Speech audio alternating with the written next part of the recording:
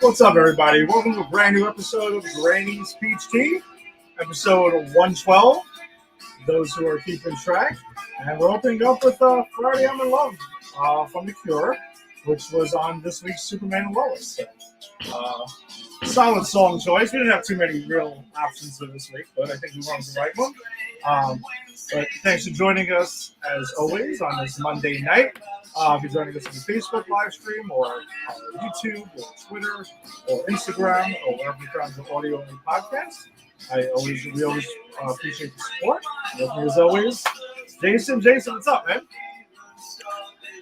How's it going, Ed? Good to be here. I wish it's Friday and I'm in love, but no, it's Monday and I'm kind of sad that I have work tomorrow.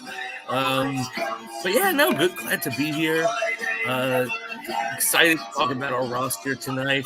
And also, I'm throwing out a challenge to Boss Man Faraci if he's out there. Smacking down a challenge to the Boss Man. Right, I say if Granny's goes to episode 200, which is a long time from now, anything could happen. But if Granny's goes to episode 200, the Boss Man has to get David Hasselhoff on the show, even if it's just, that website where you pay celebrities to give you little videos. Yes. Shit, I can't remember the name of it. I think Tim knows. I don't remember the name either, but you know what I'm talking about. I actually got 1 year for Christmas. I got Reg that for the guy who did the voice of the Crypt Keeper, which really, that is pretty awesome. That's a pretty cool get. Yeah, I got her that, and I got her the DVD box set of the entire Tales from the Crypt because she's a fan of the show. Nice. Okay. But yeah, Boss Man, if we make it to 200, you go on that site, and if it's within a decent sized price range, or even if he's there, I've done no research before throwing this challenge out. You got to get us Hasselhoff wishing us a happy 200 for Granny's Peach Tea. It's thrown out there. Okay, I like the challenge. That's yeah. All right, listen. Now there's extra motivation to get these episodes, right? And these, 88 episodes more. That's right. I feel we got, look, MCU's not going anywhere for a while. It's true. I mean, our shows have been vanishing little by little, like they've been getting blipped by Thanos, but no, we still got plenty of other stuff to go. But all right, so challenge is thrown down now, ladies and gentlemen. My report from Westeros, as I've been given every week. So I'm going to say, going into Game of Thrones, I knew a handful of things. I knew that Peter Dinklage was a dwarf who liked to fucking drink. I knew there were no dragons. # spoilers. That's not true. I knew the Red Wedding, and I had no idea what that was, but I know now. And I knew the Battle of the Bastards. Again, just knew the title. Had no idea what it meant. As of last night, I know what it means. I have watched that episode. And man, what a crazy episode. Watching that battle of just these men piling in on each other and crushing each other to death to kill the other person was priceless. Watching Bolton, remember when I said that I was angry that I didn't get to see Joffrey's head on a pike, that he just got to get poisoned and die? This makes up for it. Watching this guy get eaten by his own ravenous dogs, perfect. It's exactly what that motherfucker deserved. It made me very happy. Then I have fallen more in love with Daenerys. And you know what? I don't care if she's evil. I'm going to serve the evil queen, my Lord Daenerys. Because the slavers have besieged her city, and they call her out to discuss terms of surrender. My girl just goes, "Oh no, you misunderstand. I'm here to take your terms of surrender." And then she gets on her dragon and fucking destroys the other for their cities, while the head of the guard pretty much executes 2 of the 3 of them. Is she not badass? I mean, come on. She's badass. Super badass. I'm hoping that this was just situational and not the start of a new fetish. But watching her ride that dragon, I was like, I'm a bit turned on. She's fucking sexy on that dragon. So you might have powerful, a thing crazy woman for on a powerful, dragon? crazy women riding dragons. Yes, I think. I mean, look, powerful, crazy women. I already knew, but the dragon thing is a bit odd and hard to come by. I mean, listen, more power to you, man. If you find that combination in real life, man, then I think that's whole pastime. That's absolutely it. Oh, that's great. That is great. We don't kink shame here on Grannies. Absolutely not. No, dude, whatever, man. So is this your favorite episode of Game of Thrones so far? Yeah, I think it is. It's Uh-huh. definitely, like, I can't think of Uh-huh. one that I like better, but I mean, there's been some solid ones, but this, like, from start to finish was great. Like the beginning of just the sparring, the verbal sparring between Bolton and Jon Snow. And then, him telling Sansa, oh, I'll have you back in my bed before nightfall, and her being like, I'd rather die. Kill me, John. And even John being like, if I die out there, don't bring me the fuck back. Like, it's like it was like beat for beat. And then his brother, I mean, like, that was heart wrenching. Yeah, That his brother gets the arrow through him. Yeah, for real. I don't normally watch. Like I think I've discussed this before. I don't watch a lot of TV shows more than once. Like, again, excluding Seinfeld or The Office, because whatever, those are comedies. I think it's a little different. You just click around and you're like, whatever, I got nothing to do. I'm just gonna watch it and that's it. Or like some of the streaming shows that we cover, because again, I like to watch it first time around for a fan take, enjoy it, and then second time more like note taking and things like that. This episode, Battle of the Bastards, I think I watched like 6 times, like in a week. Wow! Like I was watching it like every other day. Like I absolutely love that episode. Wow! Yeah, it was so great. And then the giant dies. I was so sad. Yeah, that giant was kick ass. Like, and I actually really love that that Jon Snow, like, unites the barbarian tribe, the hordes. Like, I think what's really interesting, and I'm really happy that I did Rome before this, because Rome got me into my deep dive in the history of Rome, and this, like, he borrows. I think I said this last week, but Martin absolutely borrows from Roman history, like the politics and the way this is set up, and the backbiting and the backstabbing and the constant usurpations of the throne. It's like that's like straight out of Roman history. So I think the fact that I did that historical deep dive is making me appreciate this so much more. Yeah, no, I can see. I agree. I can see the inspiration that's there. I mean, from Martin, even though I know he still didn't finish the books, which Angie was one who read the books multiple times. Maybe he needs to find some inspiration for people who finish things. Next up. Yeah, I seriously. Yeah, I don't seriously. understand. All right. Well, I mean, man, so you're closing in. You're getting there. That your report on the last season is going to be fascinating. That might be like a full segment. We might need to have a. I know. We might need to have a full segment on that. You really, like, all right? Look, I'm game. Because I know that it's divisive or divisive. I don't know how that word's pronounced. But I know that the fans like hate it for the most part. But there's a certain section of the fans that really like it. So I'm curious. I'm really curious. I have a feeling I know where you're going to land. I have a feeling I can anticipate where you're going to land on this. And usually I'm pretty good with anticipating your flavor for TV and movies. And I think I've gotten this one. I am not going to give away my feelings on it, because I want you to go in fresh. Yep, no, and I appreciate that. But I think you do know where I'm going, because you've watched me do this with The Sopranos, and The Sopranos is similar, where it has an ending that, like, people either love or hate. Yeah. So all right. Yeah, I'm here. Okay. Yeah. Well, we'll see where it rolls around that week, and I think we might have to have more of an expansive discussion on the last season, because there's a lot to unpack in that last season. Okay. All right. I'm up for it. I'm up. I'll take notes the last season. Okay. All right. So before we get started on our regular spiel of the week, Just a quick reminder during the broadcast to send some stars our way, like Super Mario and flashing stars. It's a digital gift that helps us earn some money on here for Pop Culture Pros. That's who we are presented by. So be sure to do that and come hang out and check us out this Monday night. All right, we got a fairly full slate tonight. We got our 3 CW shows and the series finale of DC's Titans, which it's going to be an emotional discussion for Jason and I. And it's bittersweet, man. Yeah, seriously. All right, but let's jump right into it with Gotham Knights episode 8. All right, Jason.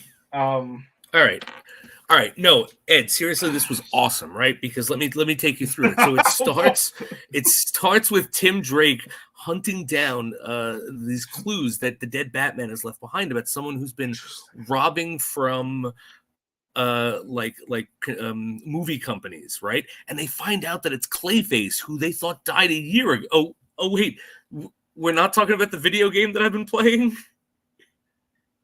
We're not talking about Gotham Jason. Knights that actually have the Gotham Knights in it?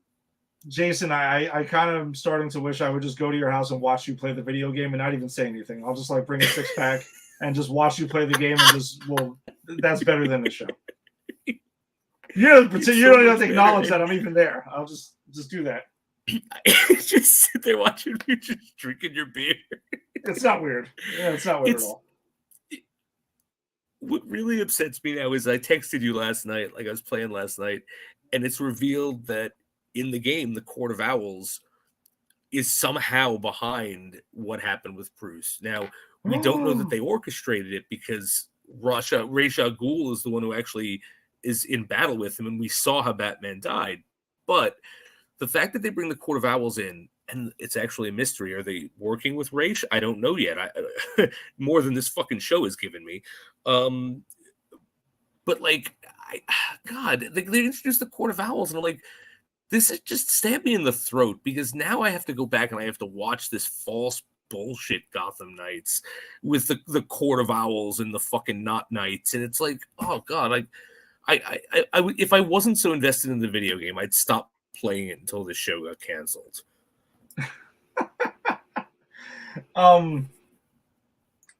Man, I don't know, man. This episode, Angie she asked me yesterday after I watched it because I was doing my laundry, and she's like, what is the problem with that show? Like, you just hate watch it every week. And I explained to her, I was like, Jason's playing a video game, which sounds way more interesting, and I'm kind of jealous about that. But I was like, you have a bunch of made up, the Gotham Knights are all made up characters except for Carrie Kelly. And I'm like, we already know the mystery. The audience knows the mystery that they're trying to solve. And then it seems like we're just wasting time until we get there. But whatever. Back to this episode. I guess more of the same. Yeah, so I mean, there is really no A and B plot. It's all one plot this week. It opens with the Gotham Knights stopping weapons dealing, arms dealing, and then comedically writing on their head, "Hey, this one bites, courtesy of Gotham Knights." It's like, stop. Then they have a flashback to the sage criminal Joe Chill, Godfather of Soul in Gotham City, who says something along the line of, they're always watching. And that makes Turner realize that it's the watches that allows you entry into the society. What's a twist? Washes. And then him and the chicken's ass. Duella go undercover. Yeah, seriously. No, whatever. So then him and Duella go undercover. There's sparks. They're setting up a thing between them. I was kind of getting those vibes too, which would be seriously weird. 100%. It would be super weird, but why not? I mean, this whole thing is fucking an excursion into pointlessness. And then, all right. So also, the one good thing I'll say about this episode is I liked the actress who played Duella because I thought not only was she cute, but she was kind of charming. in some of these scenes. So that's the one compliment I'll give this thing. Well, she was I'm given sorry. more There is a B plot. How could she? Yeah, she was actually given something to do. Exactly. Yeah. I did forget there's a B plot. I don't know how. I apologize. I don't know how I could have forgotten this pulse pounding B plot of. Let me check my notes here. The preppy high schooler's mom is addicted to drugs, like painkillers, and her famous game show host dad is enabling her, and they're all mad at her because they're abusive pieces of shit drug addicts. Yeah, I really didn't see the point. That's what I go for in my Batman comics. Yeah, I really didn't see the point of that whole thing, and it was annoying me that it was even happening. I thought if it was first revealed that somebody was calling in a prescription under her name, under Stephanie's name, I thought there was going to be something way more sinister, or with the Court of Owls or something like that. Like, nah, we're just going to find out that her mom has basically got a drug problem and her whole family's supporting it. Yeah. And it is completely divorced from any Batman stuff. I mean, and notice the heavy air quotes there. Like, it has nothing to do with anything. I'm with you. I don't know why it was I don't know why it was there. And then, so Duella and Turner break. See, I've even took notes on their names. They break into, they infiltrate the Court of Owls. They get this painting, which is actually a map. They see that Turner's old maid who double-crossed them and helped kill Bruce Wayne is about to be executed. And he beheads the Talon? What? Yeah. This high school fucking trust fund baby who Bruce Wayne very carefully went out of his way not to have trained in the art of fighting beheaded the Talon? The Talon that killed Batman. And a weakened Batman through drugging over apparently a very long time still would not have succumbed to this Talon that it was decapitated by Taylor Hayes. I'm sorry, that was the most baffling thing, and it got my attention. I'll say that. I did sit up out of my chair. Me too. Like, I went, that's ridiculous. Right now. Oh God, it was but it was not in a good way. It got my attention. No, I'm not saying it was, and this was, on the same day that I was watching the finale of season 2 of Chucky, which has its own complete insanity to it, and this was more startling than that. Yes. Interesting. Yeah, right. So then, what else are we doing here? So then, inexplicably, they all get away from the Court of Owls, except Taylor decides to not bring Cressida to the van and get the fuck out of there, and then interrogate her. He decides to go in the middle of the forest, not 50 feet from the Court of Owls hideout, and start interrogating her loudly, and then, we didn't expect him to get caught, and then she gets murdered anyway, so that's all for nothing. And then it's revealed that the leader is actually the guy who's running against Harvey Dent for mayor. And the guy, so he knew he set his own. Yeah, so he set his own assassination attempt up, I guess, to further blame Turner Hayes. And then Dent wakes up with a mask and and blood and no memory of where he's been. So it's like, is Two-Face part of the Court of Owls? Like, I don't give a shit. Wait, are you telling me that cliffhanger right there didn't have you on the edge of your seat of like, what? Yeah, no, it didn't. Gotcha. It didn't. Okay. I just don't I don't care. I don't care about any of these characters. Oh man. Yeah, I just feel like that's the underlining thing with this show is just the fact that the biggest misstep was using invented characters for the actual Gotham Knights, essentially, right? Like, again, besides Carrie Kelly, which I was also thinking about this. So Carrie Kelly, this Batman didn't give Carrie, she doesn't have a Robin suit; she just has goggles. Yeah, that makes no sense. Okay, because I don't know why that like was so startling to me. Maybe it was because I watched this after I watched Titans, and I saw a fucking dope Robin costume, and we've seen multiple dope Robin costumes on Titans, and I'm like, wait a second, Mm-hmm. Carrie Kelly, who's the one of the only Robins that we didn't see on Titans. This Batman was just that lazy, and that's why he got killed, and didn't give her a That's costume. what is the Batman. This Batman couldn't secure the rights from Warner Brothers, even though it's his own universe and IP. So, he just went, fuck it, I'll just give you the goggles. I'm going to be dead before the show starts anyways. What are you going to do? Oh, man. Gotham Knights, my friend. Well, Jason, though, good news. There's no Gotham Knights this week. They have the week off. Oh, praise be to he, Kal-El. Thank you, Kal-El. And after we talk about Superman and Lois, which we'll be getting into next, I do want to talk about a little story that was in, I believe it was Variety or Hollywood Reporter, I can't remember which one, that was regarding the future of both of these shows. And okay, it's interesting. We'll leave it at that. Okay. No, I don't want to get you worried, but it's interesting. We'll leave it at that for now. I'm just saying that if Superman and Lois gets canceled and this shit gets renewed, I'm never watching this again. I'll just come on the show and sit here and stare into the camera till you're done talking about it. Oh no, I'm off the show too. Then that's it. We're in protest. We're just gonna.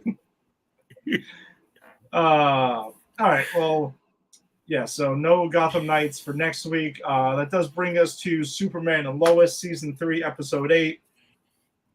Man, does this got a lot happening here? This was an explosive episode. Again, seriously. Yeah, a lot of stuff going on here, but I'll hit the minor plots because we can't go A-B plot for Superman and Lois. We really got to go like A, B, C, D, E, F, G, but not in a bad way, like it's overstuffed. Like, it's just that they know that characters exist, and these characters have to do things every week. Mm-hmm. So, all right. So basically, in one of the other, the not A plot, we see that Jonathan Kent is going ahead and furthering his career as a firefighter, volunteer-wise with the fire department. So that's pretty cool. He's told to kind of observe this fire, but Jordan swoops in and saves one of the people that are in there in the burning building, puts him near Jonathan, goes away, but then Captain of the fire department over there sees the situation. Captain Cushing sees the situation, is just kind of like, dude, I told you to stay by this. What the hell are you doing? You're probably going to get fired. We're going to keep you on hold. But also, it's revealed by the end of the episode that Cushing is on to Jordan Kent because he's been leaving behind some ice and stuff like that. And it looks like someone powered has been doing these things because we've seen Jordan dip in and out of these fires throughout Smallville. So this isn't something they just pulled out of their asses. So nice to see a storyline developed and paying off down the line. So curious to see where that goes. And it's also nice that they've been setting.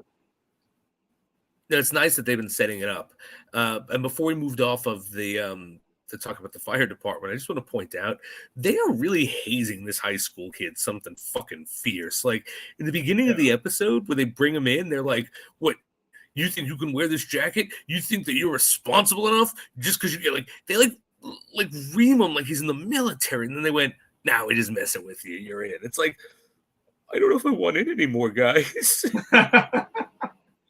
I'm gonna be honest. I kind of like it because it is like a very old school type thing that would happen, and they haven't crossed the line with the hazing. They're just it's some light hazing. Yeah, I'm just making gentle mockery of. Oh no, I agree. It could have been like, "Oh, I'm out of here. This is it. Screw this, man." Yeah. And another thing here, another lesser plot that's here is Lana apparently gets a notification on her phone about a concert to see The Cure, because apparently The Cure is going to be in Smallville, but she was supposed to go with Cushing. So therefore, she's trying to find somebody to go throughout the episode. She goes through a lot of people, including Chrissy, who she kind of parks it there. She's like, hey, listen, not a conflict of interest situation. Hey, you want to go? And I know it was Kyle's favorite band and stuff like that, but she's kind of got stuff to do. Clark even has to turn it down as well. And she ends up.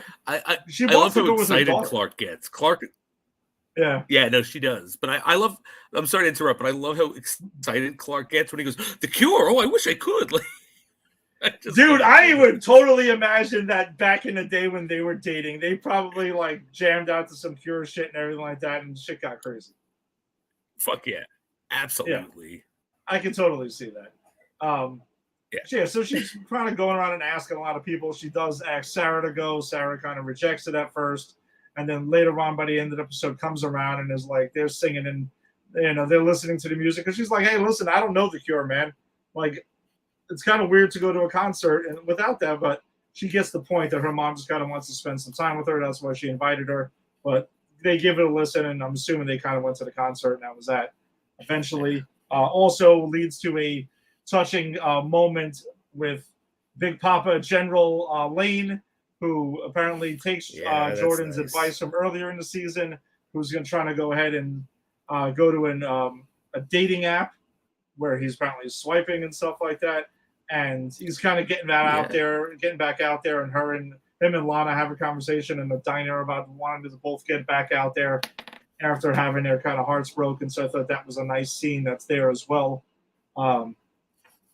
And I guess also that kind of there's also one thing that happens between Jordan and Jonathan in this episode I don't want to bypass before we get to the like big explosive stuff is when he seems like he's going to get fired, Jonathan goes to Jordan and is explaining it to him, and he's pissed. He's like, dude, you're leaving behind, you're saving the day shit is going to get me shit canned now because I wasn't supposed to be in there. And he kind of just tells him, like, blurts out, dude, I'm the one with the powers. I'm being a fucking hero. Like, like you're pretending to you're going to get coffee for these guys, not really being a hero. And obviously Jonathan takes exception to this. That's fucked up. It is fucked up, but he acknowledges it. He kind of got caught in a moment and stuff. He got defensive. Yeah. And, they make up by the end of the episode, which is fine. I mean, listen, it's brotherly stuff. Shit happens. What are you going to do? But yeah, no, exactly. It's a very real moment between brothers. Yeah. Again, why we like this show, because, the writing is good. That's good writing. That's in there. And it seems like something that could possibly happen. But the big thing in here is why Chrissy and Clark could not attend the Cure concert, whether they both had to turn it down, because they were doing further investigation on Bruno Mannheim. And they got some files from Argus, from Big Papa General Lane over there. And, they're kind of like, they have an article ready to roll in the print in the Smallville Gazette. And Lois kind of gets cold feet on it because she's gotten too close to Bruno and to Pia through their time at in the previous episode. So she doesn't know if she wants to go ahead and out Bruno Mannheim's wife now, and kind of feels a certain way about it and wants to pull herself out of the investigation. But Clark is like, listen, we have a responsibility as journalists to reveal this guy. He's murdered tons of people. He's a huge crime boss. Just because we kind of got to know him personally, maybe he has some good intentions regarding his wife and the cure for cancer, doesn't mean that we can pull back now. So they further that investigation that's there. Ex facto, Lois ends up joining the investigation because she kind of sees the evidence that she's been after for years. Joins that, they figure out what's going on here with, a bunch of stuff that's there, including a big thing is they feel like Lex Luthor this time was put in prison because we find out it is reminded that he is in prison wrongfully. Yeah. So that was a cool moment. Yeah, it was. Yeah, when Lois goes, Clark, I think we put Lex away for something he didn't do, and like knowing the history with those guys, that was like it sent chills down my spine. Like, oh shit, they're starting something up here. Oh yeah, no, he's definitely probably going to get out on that. That's how I'm going to assume we're going to meet Lex Luthor on this show, and then shit's Yeah. really going to hit the fan on this. Yeah, I'm excited for him to come on. No, me too. I'm really curious to see their interpretation of Lex Luthor. So also though, this leads to a showdown um, at the restaurant Aces, where Bruno and Pia are having a meal, having a kind of like a date situation with John Henry Irons' daughter and their son. So they're having they're having a good time, laughing it up and stuff for most of the episode. But also leads John Henry to the restaurant as well. Bruno sees John Henry, does not know obviously that this is another Earth's John Henry. Fucking dude, he really goes after him. He sends his fucking goon squad right on him. He wraps his fist up in like a napkin over there to like catch the blood there and everything. And he's beating the piss out of John Henry, who's waiting for his suit to show up. Yeah. Also, Superman finds out what's up. He hears the thing. They go in almost for a showdown between John Henry, Superman, and Bruno Mannheim and Pia. Pia's using her fucking powers, that whole sonic scream thing that she's got going on, against both of them. And eventually she passes out because she's sick as hell right now. Throughout the episode, she's spitting up a little bit of blood. But Superman uses X-ray vision, sees she's fucking dying. She needs to get to a hospital and tells Bruno, dude, she's got to get to the hospital. I got to take her. And then he hesitates and is like, no, you gotta. And he swoops in and takes her to the hospital, saves her life. John Henry gets the fuck out of town. And also throughout this, his son sees Bruno for basically, and his parents for who they really are, and really adds it on thick to the fucking drama of this show. So explosive shit. Yeah, absolutely. And I love that scene when Mannheim is just like, oh, I told you if I saw you again, I was going to kill you. And I didn't realize that he didn't know that this was alternate universe John Henry Irons. I thought he killed John Henry Irons in this universe, but I guess they never really established that when they're their first meeting. I'm with you that he definitely was under the impression he killed, but I guess I don't know. I guess when you live in a DC universe, some of your suspension of belief can be there. Like, hey, who the fuck knows what's going on? But I told you not to come here, and that's it. And he's just like, I'm gonna pick up business where I left off. Yeah, no, that was a crazy scene, and it really does show Bruno Mannheim for what he is, because he does that after being informed that was John Henry Irons' daughter. That's like, well, of course he's going to come if his daughter's here. He thinks that she's in trouble. It's like that could have been a moment, like, because we were talking last week about Mannheim. Is he a villain? Is he just doing something villainous for good reasons? But he kind of shows his true colors here, because if he wasn't a villain, if he was doing villainous things but trying not to be a villain, he would have tried to negotiate a peace here, but he wanted blood. Yeah, and boy did he get it, because he was beating the fucking pulp. Yeah. He was beating John Henry to a pulp here. I love how John Henry like distracts him for a second, like, but wait, my daughter. Beep, beep, beep, beep. Beep, beep, beep, beep, beep. And that's when Mannheim's like, oh, the suit. And then that's when the suit comes in and he starts like going nuts. It was a great scene. Yeah. That was explosive, man. I mean, sucks that this show, we're not going to get episode 9 for 2 weeks. So, as per usual, I know. Yin and yang of Tuesday nights on the CW. It's like on the upside, there's no Gotham Knights, but on the downside, I don't get this. So it's a devil's bargain. Yeah. So the story that I was referring to earlier that had broke was apparently there's reports out there that because the CW is under new ownership, which is part of the reason that some of these DC shows have been disappearing from the CW, because they want to take the CW network in their own vision, their own direction here. That it is an unknown at the moment what's going to happen with Gotham Knights and Superman and Lois moving forward. From what I saw in that article, I mean, it kind of seems pretty obvious what's going to happen with Gotham Knights. Gotham, sure. Good riddance, but Yeah, I would still be shocked if that somehow happened. But in the article, though, Superman and Lois has much higher ratings than this. But they were also pointing out that Superman and Lois is a much more expensive show to make than Gotham Knights. But then the following day, another report came out saying that now the latest thing is, and this was the encouraging part that'll make me and you happy, is that they're saying if the CW does not pick up Superman and Lois for a fourth season, that there's a good chance that it will be picked up by HBO Max, or Max, as it will be known at that point. Oh, so pretty much awesome. Warner Brothers right. is like, we're taking it back then. All right. I'll you know what? As long as it survives, and it might even get better on Max. I mean, who knows? Yeah, I agree. I mean, I'm all for this. I'm like, fuck it. Please go to Max. I don't want the CW to pick it up. Yeah, right. Exactly. I just don't want Gotham Knights coming with it. Oh, God, no. God, no. No. But there was no mention of HBO Max picking up Gotham Knights. But there's no mention of they that. Wouldn't. So. Why would they? No. Why would they? There's no way that's happening. Dude, I don't know what I can gamble here, but give me something, and that's what I'll bet, that this is not seeing the light of day in the second season. No, there's no chance. There's absolutely no chance. I'm sorry. Zero.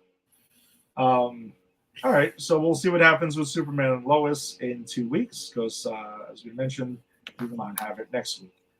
That brings us to our final CW show, The Flash Season 9, Episode 11. And for me, this was a massive disappointment of an episode. It's not the worst episode we've gotten, because we were on a bad stretch there for a while. Yeah. But this was, it felt like a filler episode to me. I'm sorry. This was a nothing burger, if you want to call it that. Mostly flashless episode until like the last 5 minutes. Mm-hmm. So that's knock number one. Number two is, this is essentially the Speed Force trying to maneuver things around and uses our buddy over here. What the hell is his name again? Caitlin's old boyfriend over there. Oh, Eddie Thawne, that guy? No, not Eddie Thawne. The bartender, shitty bartender guy. Yeah, shitty bartender guy. Yeah, whatever. We'll just refer to him as that. He's possessing him for most of the episode, and pretty much trying to track down, trying to turn the team against each other and shit like that. And Keon is the one who saves the day, and she's the one who is told that she's a monster because something bad happens earlier in the episode, and she uses she makes plants grow inside them so they can breathe easier. What? I don't fucking know, dude. I don't know. Yeah, that was weird, but she's an Earth goddess now, dude. I mean, she said it. She's an Earth goddess. It's the eternal hand wave because she's a fucking goddess. Yeah, this was tough. Iris gets a lot of screen time. I'm not even going to get into the heavy plot because this really is the plot. The only interesting thing about this episode was the not Eddie Thawne stuff. Like that I found interesting still. I to be honest, like the rest of the episode was shit except for that, because I don't know what the hell's going on with it. It's the most interesting thing just because, I don't know what's going on. But I'll tell you something, though, that what this episode did, the last one and this one, it actually crystallized. Because we keep going like, well, how come some episodes are good and some episodes are terrible, and we go back and forth, and we want to like the show because we used to love it, and I couldn't understand why I was hating it so much. Like, what was it? If I could distill it, and these last two episodes have allowed me to do that. The fact is, it used to be a great show because you could get away with flashless episodes because you had interesting characters I cared about, like Cisco and Wells and Caitlin and Frost, and and then when Elastaman was there, and you had this cavalcade of an ensemble that was interesting. So if the Flash, and with Joe, of course, Joe was around. So when the Flash wasn't around, we had these interesting characters that we didn't even notice. But last week we loved. Why? Because it had Joe, the Flash, and Thawne, 3 OGs that are always interesting, right? Mm-hmm. This week we hate. Why? Because it has everyone else on the fucking show, and none of the ensemble characters in the Flash, the Team Flash are interesting. Like, the most interesting you have is Chester, and that's not that interesting. He's no Cisco. No. Yeah, I don't think Chester's a terrible character, but I also have grown to. I have found him annoying now. I just find the entire rest of them annoying, essentially. No, I agree, and the worst part is they didn't have to get rid of Caitlin and or Frost to give us fucking milk toast goddess of the earth Keon. I mean, because it's the same actress, but the character of Keon sucks. Yeah, she's fucking awful. She's terrible. Why am I not getting Caitlin or Frost here? I'm holding out hope over these final 2 episodes that somehow Keon vanishes and Caitlin is brought back in the light. I don't know. I'm wishing for shit that I know that ain't gonna happen, because there's no way they're gonna do that with 2 episodes left. They're setting up this Keon for some fucking reason. I don't know. No, yeah, Keon's gonna be the second coming of Green Arrow. Jesus, like it's. It's gonna, yeah. It's like I already can tell you it's not sticky. It's not gonna stick the landing, based on what I've seen this episode. And it's because I don't think it can, because it only has one character that is interesting that is actually on the show anymore, because Joe's kind of in and out. Yeah. Well, I will say though that it was reported that the actor that played Zoom will be back. So I'm assuming we're going to see Zoom. I'm assuming we're going to see Cannavale as well. Tom Cannavale will be back over these last 2 episodes. I'm sure we'll get some more Joe West. So I'm still holding out hope that these last 2 episodes will at least be decent. Because you got me hyped with last week's episode. I was genuinely excited. Last week was good, but again, it harkened back to a time when the show was good, and it gave us 3 of the most compelling actors and characters. Yeah. But I actually do want to see what happens with this Eddie Thawne stuff, because the thing that was with him is, so at the end of last week's episode, Eddie Thawne was shown again, and it was the original actor, and he bookends this episode, and his whole thing through this is that he is trying to find more, as much as he can, about the murder or the death of Eddie Thawne, because he thinks he has a different name. And he has an idea at one point where it materializes another name, that he's a doctor. And so I can't pick up exactly what the hell's going on with that storyline. Not in a bad way. I just don't. I'm hoping that they're playing it out like this to keep you guessing. And by the end of it, he digs up Eddie Thawne's grave and it's empty. So he's realizing that he is it. So, I mean, he doesn't look like a zombie to me. So I'm assuming there's something to do with the negative speed force with him. So I don't know. That has me interested in this. That's it. So this episode should have been 10 minutes. Exactly. The book ends and everything else is out. Because that's the thing. It's like I actually find Keon insufferable. And I find her relationship with, douchey vest wearing bartender even more insufferable, because it's not earned. Like, how are they the bestest of friends? He tried to vertigo her into being like Frost because he missed his ex-girlfriend. That's what their friendship is based off of. Yeah. I don't know. Again, holding out hope that we get something here. And also Iris West, by the way, they don't know, they have no idea what to do with her. It's more of just, I know Barry will come back because we're meant to be, and all this other stuff. I'm like, Iris, we've heard the speech from you fucking 90 times already. We get it. Yeah. I understand. And the worst is, she used to be a character that was interesting. And as you said, they just have no idea what to do with her anymore. No, they're just having her regurgitate the same storylines over and over and over again. So. All right. I'm happy the well, show is ending. I am too. I am too. Yeah. I'm just still hoping. All right. So that brings us to Titans Season 4, Episode 12. And we will throw up the spoiler warning here because it did drop last Thursday on HBO Max. For those paying attention, this was the series finale because, the show has officially ended now with the new, Yep. Peter Safran, James Gunn era of DC Studios now coming into play, and they're going to have their TV and animated and movies intertwined. So, in some ways, it makes sense. I was hoping, maybe just maybe, that they were going to keep this, but he's spoken highly of the show. It's not like he's shit canning because he thinks it sucks. I just think maybe he just has different plans. So it is what it is.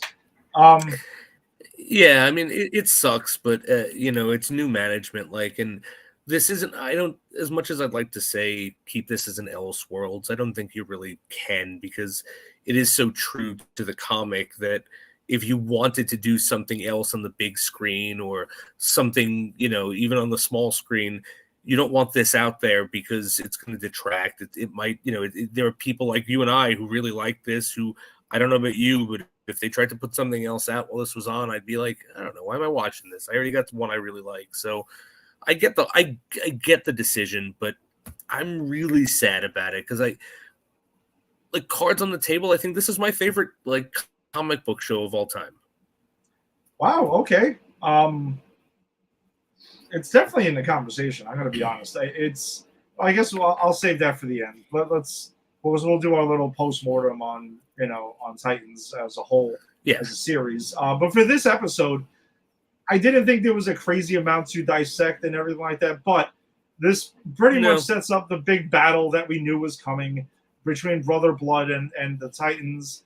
So that goes down in Star Labs is where a lot of this episode takes place. And they all get their chances fighting with him. We find out that Star Labs has been working on pretty much a fucking wormhole that was going to go ahead and needs to be powered. Yeah, that's crazy, by the way, that Star Labs has a fucking fully functional wormhole that just needs some juice to get it operated, dude. Yeah, fucking really crazy. But apparently there's not enough power on Earth to power it. So what they need, and this is all revealed by Bernard, who wakes up out of his brief coma from the video game that Brother Blood dropped, that they need to drain a Tamarinian can power it, and they pretty much Brother Blood finds this machine, gets into Star Labs, murders a shitload of people to get in there, and then is draining Starfire to power this thing, because he tries to lure her into a fight because she knows she's believing the prophecy that she has to kill him, and also is walking around with the burden for not killing him previously when she had the chance. He lures her into a throwdown, but just to kind of basically knock her out, to drain her power to fuel the machine, because he wants to go to fucking Tamarin and take both of them out. Yes. And there is a line that's dropped in here that if humans and Tamarinians got together, that they would be unstoppable, which pays off later in the episode in a beautiful way, I thought. Yep. And they actually say that that's why Trigon has started the war and started this whole enmity between the Tamaranians, is to make sure that never happens, because it's what Trigon feared the most. Yeah, and let's before we get into the battle, let's just mention, by the way, that Trigon does answer the call and does come back from the fucking horn blowing from Brother Blood, and this dude again, this episode murders him. Yeah, he fucking straight up murders Trigon, and I don't mean like it's a big battle. Trigon was just murdered, and then he drinks the blood from his heart. Yeah, exactly. Holy shit! Because Trigon's supposed to be this big deal, and when I saw him get ganked that easily, I was like, wow, I didn't realize Brother Blood was that powerful. Yeah, so Mother Mayhem was definitely blowing a lot of smoke up his ass, telling him how he was going to be worthless and bullshit once Trigon came back, because that's what she was peddling to him earlier in the season. And boy, was she wrong, because he just summons him, brings him back, and is like, dude, all I need is one thing from you. Literally rips his still beating heart out of his fucking chest and drinks the blood out of it. And that's how he knows what Trigon's plans were the whole time. Crazy brutal. There was a lot of ripping out of beating hearts in this season. Just want to say. Yes, there was. Yes, there was. It was the Black more than Magic mostly season, in your that's why. superhero shows. Yeah.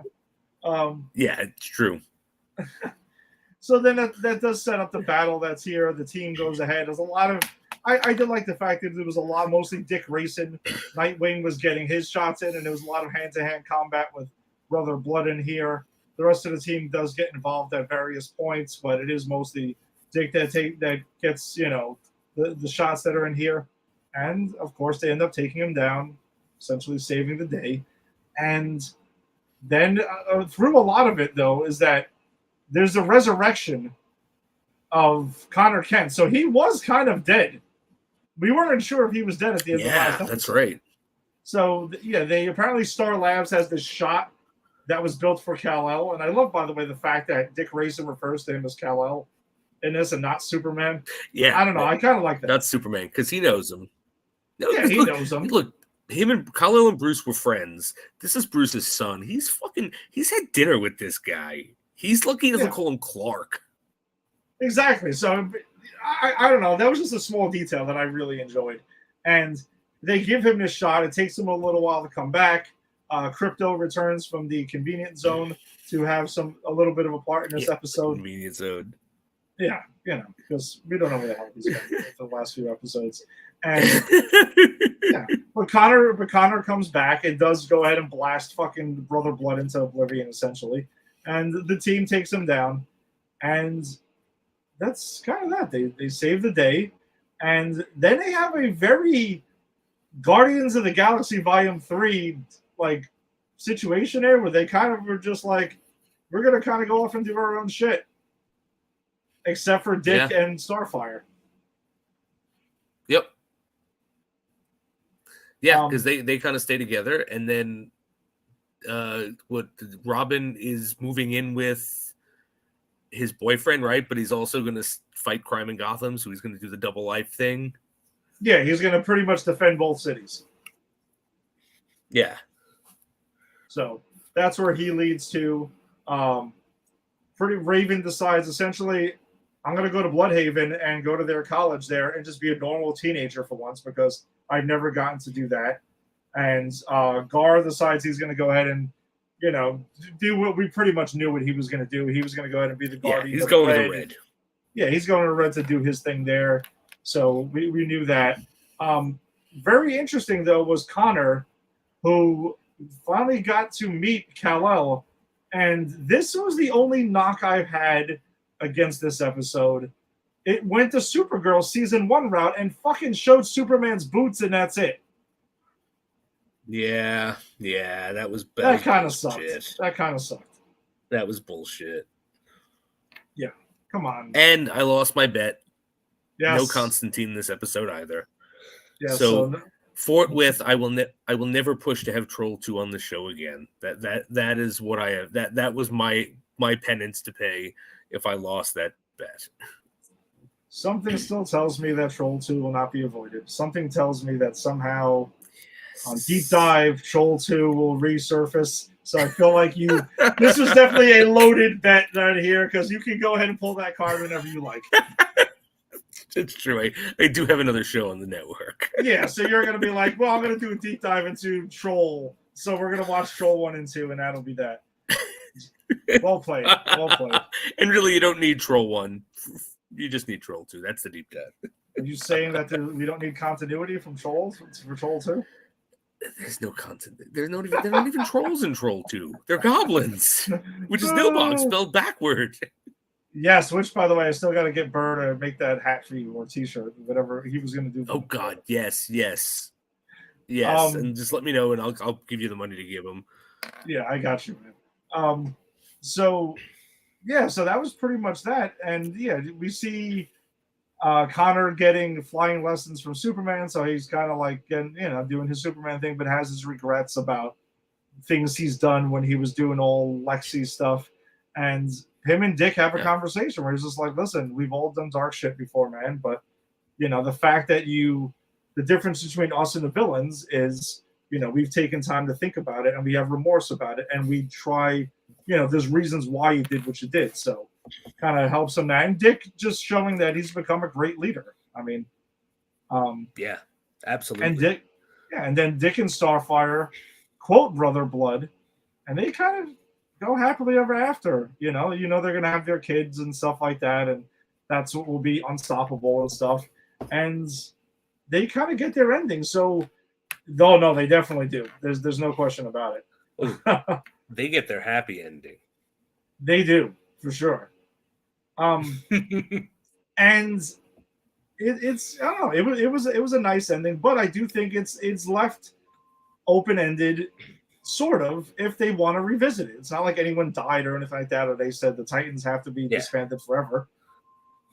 Dick can reform a new Titans team or this Titans team whenever he wants. So I thought that was cool.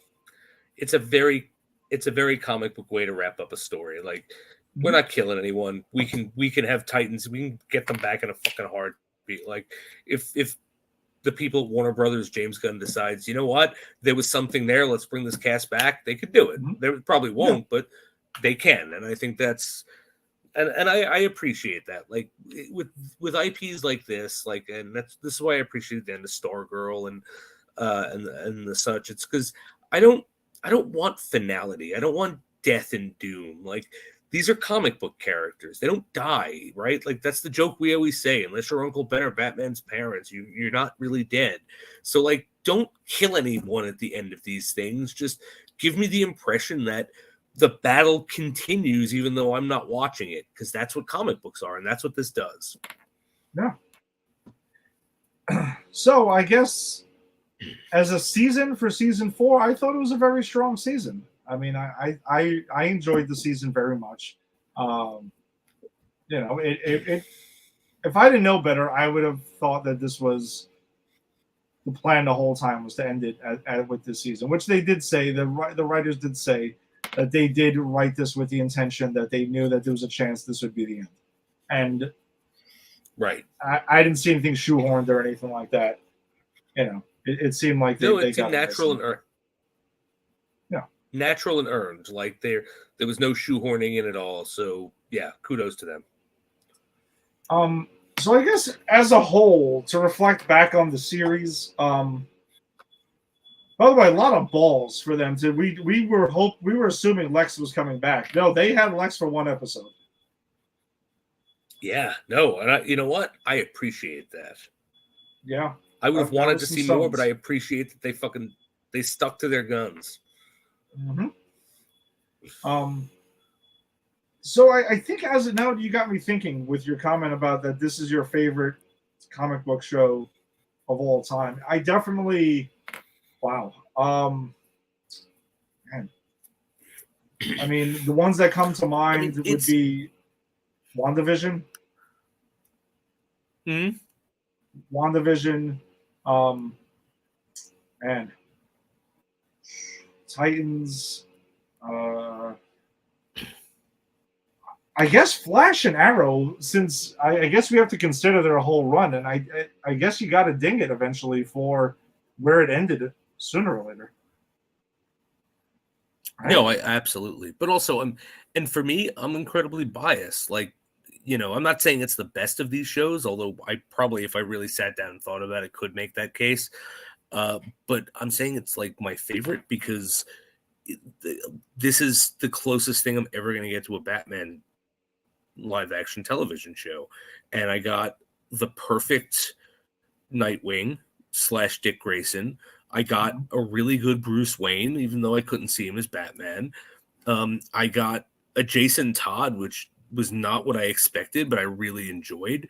I got that whole third season with the fucking Scarecrow in Gotham City, which was literally like that was a season of the Batman show that I've always wanted. It's like, This just hits so much of what I want out of comic book stuff that, like, I'm not saying that this is better than WandaVision, because WandaVision is something like that had never been done before, and but like this is way more for me. So like that's why I'm saying it's like my favorite, because man, just that third season alone with the Scarecrow. I mean, Jesus Christ.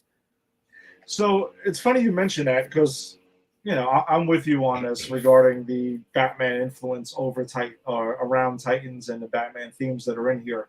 So I was reading an article that IGN had posted regarding this, and they were doing their own kind of postmortem on Titans, and it listed like lessons that the new DC studios that's coming in can learn from the show, takeaways and things like that. So pros and cons over it, and they were kind of using that as a con, that it was so that Batman was kind of lurking over this show a lot, that it only until season 4 it felt like a true Titans or Teen Titans show.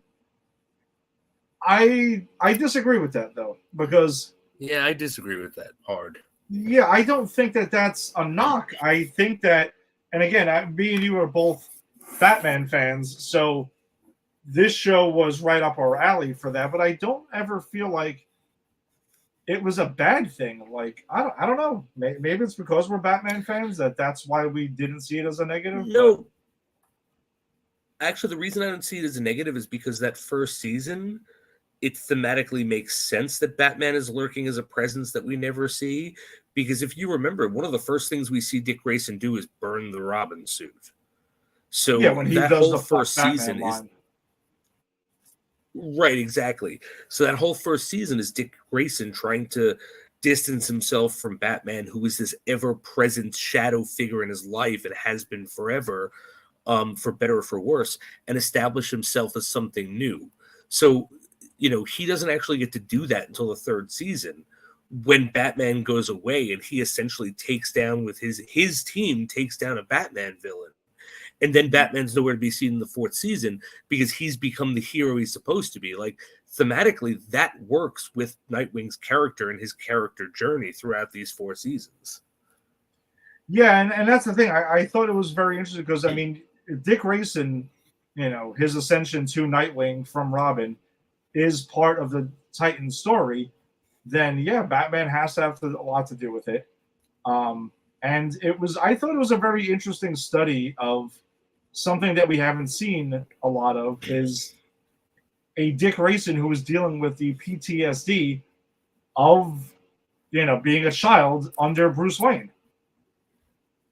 And learning to do that and to do the things that he did, and eventually becoming like his own man when he became Nightwing. And maybe saw some of the things that Bruce taught him differently as time went on. Like, he got them as lessons instead of, bad things that he felt, the way he felt initially when we meet him.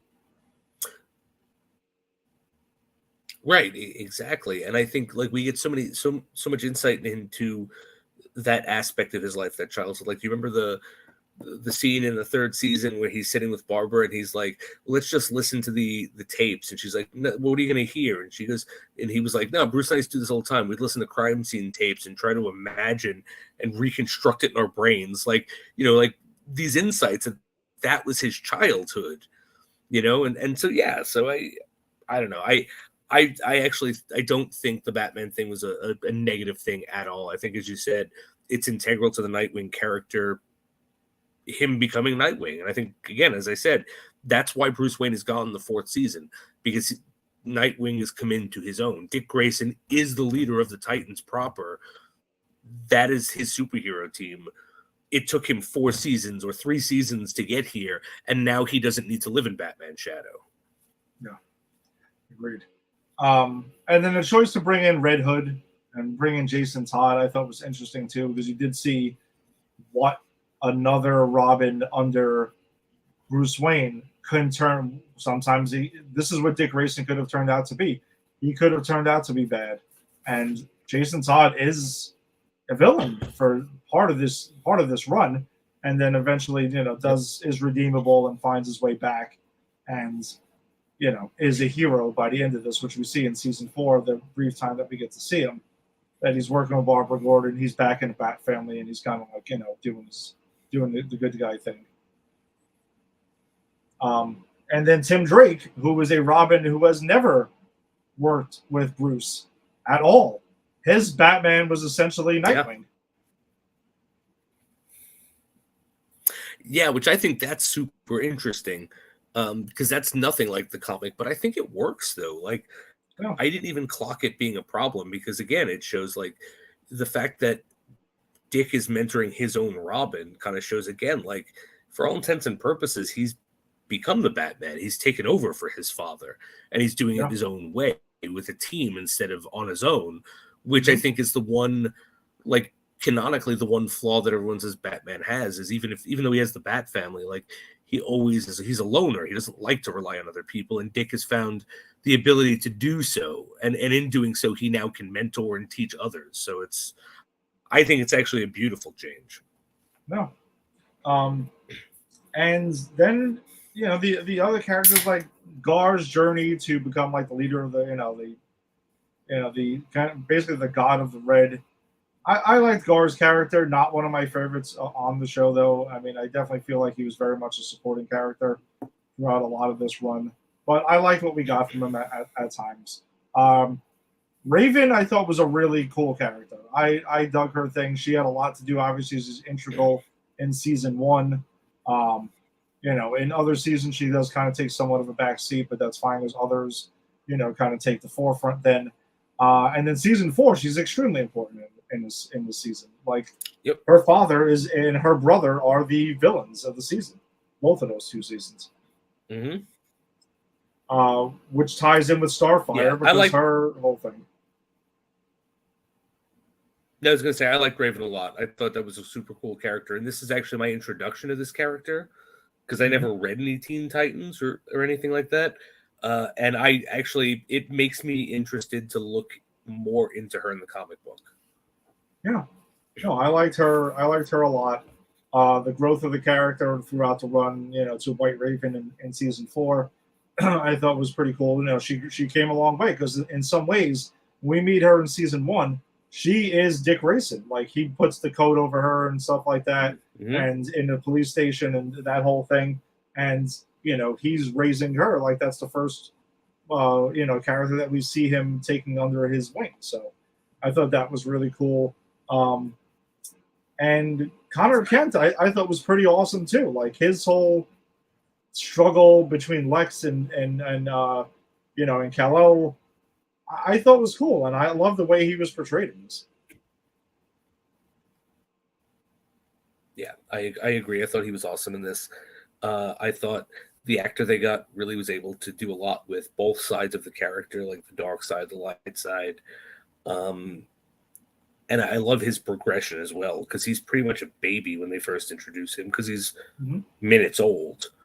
And then by the end of this, he's his own person, like he's seen some shit, he's done some shit, he's gone dark and come back, and which I think is the thing that all the everyone in the Titans does, right? They go dark and they come back, and it's kind of like his growing up period. So yeah, I loved him in this. Yeah. And now, don't forget Hawk and Dove, who had their own storylines that were pretty interesting in the first 2 seasons of this as well, though they were cool. They've been gone for a little bit. And also, shoot, her name's like comes to me, Wonder Woman's, shoot. Oh, right. Yeah, I forgot that she was in this second season. She was in, she's in the first 2 seasons. I forget her name too. Wonder Girl? Yeah, she's in the first 2 seasons. Yeah, she was cool. Also, like that. Would have liked to have seen those if there was any kind of criticisms I would have in this. I thought they shouldn't have been afraid to show Superman in this season. Maybe show Wonder Woman briefly in another season. Yeah. But apparently, this was part of DC's mandate. They had a weird mandate over their shows where they didn't want to have live action version of characters being on different formats simultaneously. Okay. So that's why they were forced to dance around certain things. All right. I mean, they can't do anything about that. That is what it. But I think for that mandate, they did a great job. Yeah, exactly. So considering what they had to work with, Yeah. pretty good. Um, and what else is there? Oh, and let's not forget Awesome Scarecrow in season 3. That was an interesting take Yep. on It Scarecrow. was but it was so good and it worked so well and it was so true to the character of the comic book, even though it was something completely different. Like we kept making the joke, like it's the Scarecrow. He's always poisoning Gotham's water, which is true in the comic. So it's like, so it's like it harkens to the Scarecrow, but it was something like, but he's a pothead and he's got all this other stuff going on. Like, and I loved Vincent Kartheiser as him, as the Scarecrow. I thought he did such a great job. I would never have imagined him as a great Scarecrow, but I will never forget, as long as I live, the scene where he's smoking pot, listening to music, and just like chilling out and going crazy. That was, oh man, that third season, it's the perfect season. And let's not forget, because we didn't cover it on the show, because we picked this up in season 3. The fucking That's right. super badass Deathstroke that we got in season 2. He was fucking awesome. Yeah, that Deathstroke was phenomenal. Yeah, that was season 2 is fantastic. Like, if anyone's not seen this show, go back and watch. I'm thinking about going back and rewatching, and I just rewatched it about a year ago. Yeah, so yeah, I would highly recommend, if you're into DC stuff, and the movies have been hit or miss. We get that. Go to HBO Max, check out Titans. All 4 seasons are on there, the entire run. Not a lot. They're not 20-something episodes. They're about 12, 13 episodes each season. Totally fucking worth it. I mean, man, this was a ride. I'm really going to miss this show. I really am. Yeah. Well, R.I.P., my friends. Yes. To the Titans. Farewell this to was the a Titans. great ride again. One of my favorites. Absolutely. James Gunn, Peter Safran, you guys got your work cut out for you if you're going to do anything with the Titans or any of these characters in the DCU, because, man, this was, the bar was set pretty high. Yeah, this was amazing. All right, so that pretty much does it for us this week. Thank you for joining us as always. If you joined us on the Facebook live stream, be sure to check out Granny's Peach Tea, our own Facebook group, where there's a bunch of trailers and stories that don't make the show every week. So you can be sure to check that out. Check out Pop Culture Pros as well, because we are presented by PopCulturePros.com. If you're checking us out on YouTube, subscribe to Pop Culture Pros, and Twitter, follow at Pop Culture Pros. There's a lot of cool stuff on the network besides, Granny's Peach Tea. If you're into baseball, you got the Empire 161 show. Me and Lisa put out an episode, or recorded one this afternoon. So check out the latest episode there. If you're into the Mets, check out the Put It in a Book show with Steve and Keith and Rodriguez. They do a great job covering the Mets. If you're into James Bond, you check out Double O Deep Dive with Jason and Ginny. They're doing that. When are you guys next up again? We were just trying to figure it out. Like, it's been hard to. Wednesdays become undoable for me. I just got lucky last Wednesday. I was able to do it last minute. So if anyone hasn't listened, go back and listen to. We just did on Her Majesty's Secret Service, which love fest for me. I love that movie. But tune in to find out why. I know a lot of people hate that one. Hoping to come out within the next 2 weeks. But I'll talk more about it in the next episode when I have more info. But Ginny and I plan to do Diamonds Are Forever, which will end our James Bond proper and open us up for a couple of ancillary stuff that we're going to be talking about. So yeah, I'll post when we're coming out on the Facebook page. All right, and we will post when we'll be back, because we're working some stuff out for next week's episode. But I can promise you, after that, we will be back starting our Transformers run, leading up to Transformers Rise of the Beast. There's a lot of new stuff we got coming out in June. We got 3 weeks in a row. We got Spider-Man Across the Spider-Verse, Transformers Rise of the Beast, and The Flash. 3 weeks in a row. So that's going to be a pretty exciting time here on Granny's Peach Tea. So, check us out soon enough. So we'll see you guys next week. Peace.